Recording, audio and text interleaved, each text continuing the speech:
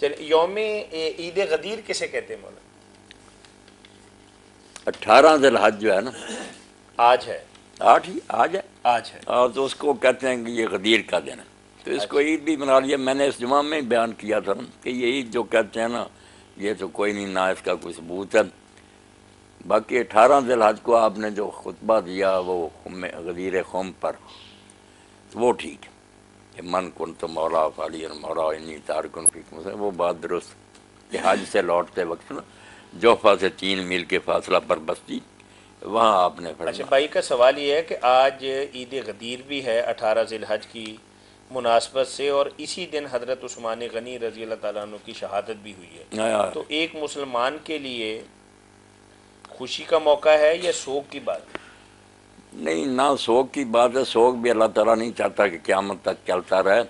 دعا کرنا انا للہ و انا الیہ راجعون، یہ جب بھی واقعہ کوئی ایسا صدمے والا یاد آئے تو کرنا چاہیے۔ بہت بڑا شان ہے حضرت عثمان رضی اللہ عنہ کی شہادت بھی، اللہ ان کو جنت الفردوس میں اعلیٰ مقام دے،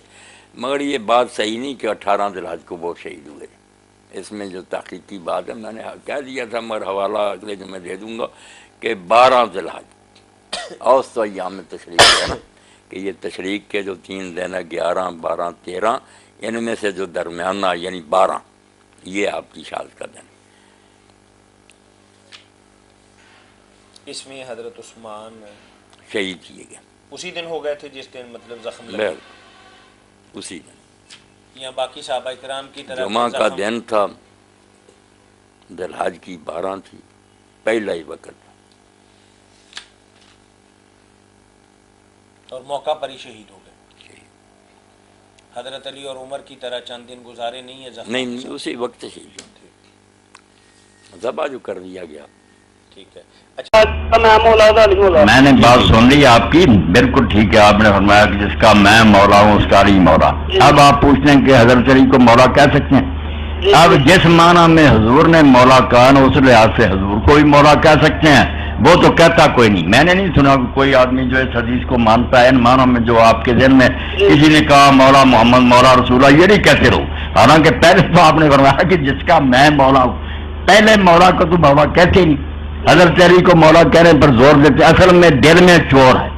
یہ وہ مولا نہیں کہتے جو حضور نے کہا، ورنہ پہلے حضور کو مولا کہتے، اور ہم جو لوگ ہیں سید کہتے ہیں سیدنا مولانا، ہمارے سید اور ہمارے مولا، مگر یہ بات کہنے والے لوگ جو نا جو آپ پوچھ رہے ہیں، یہ نہیں حضور کو مولا اس معنی، ان کا مولا اور خدا یہ اس معنی میں جیسے ہے نا اللہ مولانا، اللہ ہمارا مولا، یہ وہ مولا کہتے ہیں کہ مولا، کہ وہ خود خدا ہی تھا، بندہ تو دیکھنے میں نظر آتا تھا، علی خدا تھا، اور کتنے اب جھنڈے لیے پھرتے ہیں، اللہ علی اللہ علی اللہ علی علی اللہ علی اللہ، باقاعدہ گھروں پر لکھا ہوا، جہاں لوگوں نے جلا بھی دیا گھروں کا۔ تو یہ مولا جو اگر سمجھتا نا کوئی آپ خدا ہے تو کافر ہے، پھر وہ حدیث کا کیا پوچھتا؟ اور اگر حضور بڑا مولا مانتا تو سر ماتھے پر، بالکل وہ ٹھیک ہے۔ وہ کئی حضور کا مولا جو ہے نا وہ ایک محبوب، کہ جس کا میں محبوب ہوں، علی جو اس کا محبوب ہے۔ مولا کا جب 19-20 معنی ہے عربی زبان میں، غلام کو بھی کہتے ہیں، آزاد کرنے والے کو بھی کہتے ہیں، چچا کے بیٹے کو کہتے ہیں، رشتہ داروں کو کہتے ہیں، دوست کو کہتے ہیں۔ دوست کا معنی لیں تو پھر ٹھیک کہ جو مجھ سے محبت رکھتا اسے علی سے بھی محبت رکھنی پڑے گی، جس کا میں محبوب ہوں علی جو اس کا محبوب، صحیح معنی تو یہ ہے۔ اور اسی لیے حضور نے خطبہ دیا تھا، کیونکہ یمن سے واپس آ کر کچھ لوگوں نے شکایتیں کی تھی کہ حضرت علی نے ہمارے ساتھ یہ زیادتی کی ہے، تو حضور کو دکھ پہنچا اور آپ نے فرمایا اگر مجھ سے محبت کرتے تو علی سے کیوں نہیں کرتے؟ بات محبت کی تھی، نہ خلافت کی نہ خدائی کی، مگر اب کچھ لوگ اس حدیث سے خلافت تشہیر کرتے ہیں اور کچھ صاف خدائی بناتے ہیں کہ مولا علی وہ خدا ہی ہیں، مولا علی پیر مولا علی یہ وہ مولا نہیں جو حضور نے کہا، وہ محبوب۔ پہلے حضور کو کہیں کہ سب سے بڑے مولا تو وہ ہیں ہمارے محبوب، اور پھر حضرت علی بھی ہیں، دوسرے نیک لوگ بھی جو ہیں ان میں سے بہت مولا۔ حضور نے خود حضرت زید بن حارثہ کے بارے میں کہا کہ زید ہمارا مولا، اپنا مولا حضور نے ان کو کہا یہ تو ہمارا مولا۔ تو وسیع کے اعتبار سے آپ کا کیا کنسپٹ ہے؟ آپ نے ایک تو حدیث ثقلین جی بیان کر لی، ایک یہ پھر وسیعت کی بات کر لی۔ حدیث ثقلین مختصر میں اس کے بارے میں عرض کروں، بعض لوگوں میں یہ بھی ہے، انہوں نے روایتوں میں درج کر دیا کہ یہ حجۃ الوداع کے موقع پر بھی آپ نے یہ بات کہی، مگر وہ نہیں درست بات، یہ صحیح صرف یہ کہ غدیر قوم کے موقع پر ہی آپ نے یہ بیان فرمایا۔ اور اس سے ہمارے جو شیعہ دوست اصطلاح کرتے ہیں، اس پر میں نے ان سے کئی بات کہا کہ اگر موقع ہے اس بات کا کہ اہل بیت سے بھی تمسک کرو یا یہ خلافت کا معاملہ، تو یہ میدان عرفات میں آپ کرتے، جہاں سارا عرب جمع تھا وہاں بیان کرتے۔ اب سارے لوگ کوئی یمن کو چلے گئے، کوئی عراق کدھر چلے گئے، ادھر تو شام والے یا مدینہ والے ہی آئے، ان کے سامنے آپ نے یہ خطبہ دیا، وہ موقع آپ نے کیوں مس کر دیا جب ساری امت وہاں جمع تھی؟ وہاں یہ ہدایت فرماتی، وہاں جو صحیح حدیث وہ آپ دیکھتے ہیں صحیح مسلم میں ابو داؤد میں، آپ نے صرف کتاب اللہ کا کہا کہ میں تم میں ایک چیز چھوڑتا ہوں جس سے ہاں صرف جو ہے نا سنت وغیرہ کا وہ بھی حاکم وغیرہ کی روایتیں بس سارے ہی دیتے ہیں نا، کوئی نہیں، اصل بات جو تھی میں نے کہ تم میں کتاب اللہ چھوڑ رہا ہوں، اس کو پکڑ کر رکھو گے تو گمراہ نہ ہو۔ یہ جو خطبہ غدیر کا، اس میں بھی جو ہے نا تمسک کی بات کی، ہدایت لو اور نور ہے، وہ سارا قرآن کے بارے میں، اہل بیت کے بارے میں آپ کی بات ٹھیک ہے، آپ نے صرف نا حسن سلوک کی بات کی، اللہ تعالیٰ نے آپ پر منکشف کر دیا تھا کہ بعد میں لوگ ظلم کریں گے، اذکرکم اللہ فی اہل بیت، یہ بات کہی کہ میں تمہیں اللہ کا خوف دلاتا ہوں میرے اہل بیت کے بارے میں، غلط طرف سے اختیار نہ کرنا۔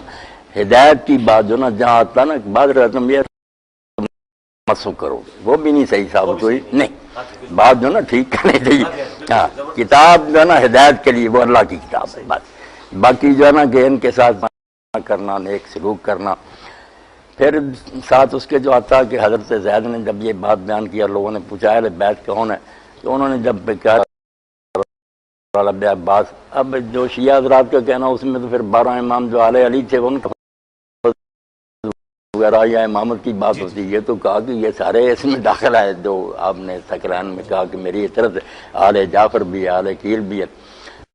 تو یہ خلافت وغیرہ سے یا یہ دین کے لیے تمسک کی بات نہیں، یہ صرف آنے والے واقعات کے بارے میں نا امت کو ذرا ہدایت،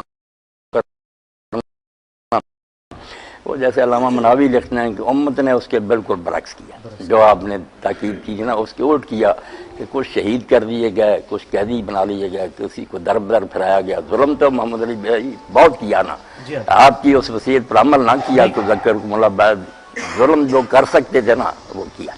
اور وہ ظلم ہی آج تک نا امت کو پھر ایک نہیں ہونے دیتا، کیونکہ جن لوگوں کے دل زخمی ہیں کہ یا رسول اللہ کی اولاد کے ساتھ ان کلمہ گو نے کیا، بات ان کی بھی ٹھیک ہے، یہ دوسرے مسلمان ان کا لحاظ نہیں کرتے کہ ان کی کوئی ذاتی دشمنی نہیں کسی سے، وہ بیچارے غمزدہ ہیں کہ حضور کے بعد یار ایسا کیوں سلوک کیا گیا، کوئی زہر سے مار دیا گیا، کسی کا سر قلم کر کے علاقوں میں گوایا گیا، اب یہ بات تو دل سود ہی ہے، ہم ہزار پردہ ڈالیں دل تو جلتا ہے کہ کلمہ گو کا یہ کام نہیں تھا۔ اور میں یہاں صرف ماہر القادری کا ایک شعر جناب نقل کر دوں گا، ان کے ہاتھوں سے لٹی باغ رسالت کی بہار، جو نمازوں میں صدا پڑھتے رہے صلی اللہ، کافر مارتے نا جتنا دکھ نہ ہوتا، کلمہ پڑھ رہے اور پھر ایک آدمی جنت کے جوانوں کا سردار ہے اور تمہارے سامنے حدیث بیان کر رہا اور کہتا تمہارے اندر ابو سعید خدری جابر موجود، پوچھ لو حضور نے یہ میرے بارے میں فرمایا نہیں، کس نے نا پر مجھے قتل کر دیا، مگر کوئی کسی نے نا رائے برابر اثر نہیں لیا، اس لیے وہ اہل بیت کے بارے میں تو صرف اتنا تھا کہ ان سے حسن سلوک کرنا، کتاب اللہ صرف ہدایت کے لیے، ٹھیک ہے۔ اچھا شیخ صاحب اس میں